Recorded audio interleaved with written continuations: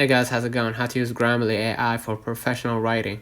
So go ahead and open up your App Store Google Play. Make sure that you downloaded Grammarly in order to use their keyboard. They have a special keyboard to write all sorts articles, blogs, and different forms, casually, professionally, and so forth. So make sure that you download it. And after you download it, what you're gonna do, go ahead to your settings, right? Scroll a little bit down, and then you're gonna find apps. Go ahead and click apps, and then try to pin down Grammarly. Go ahead and click Grammarly, and then you're gonna see the keyboards right here. Click on it, and make sure that you toggle on the Grammarly and give full access to Grammarly to install their keyboard on your phone. And after you gave them the access, what you're gonna do, go back to your screen and then go ahead and use the browser, right? Use the Grammarly, a free browser. And then just go ahead and paste this article or blog, whatever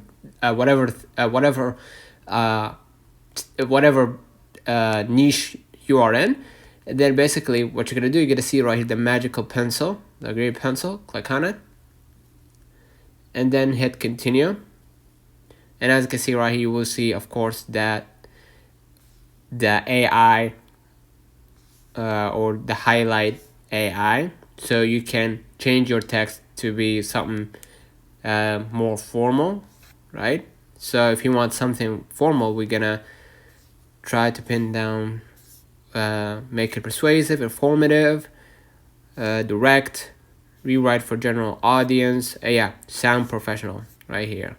Go ahead and hit sound professional and hit generate text, and then you're gonna see right here insert for that prompt, right, to generate professional or formal text.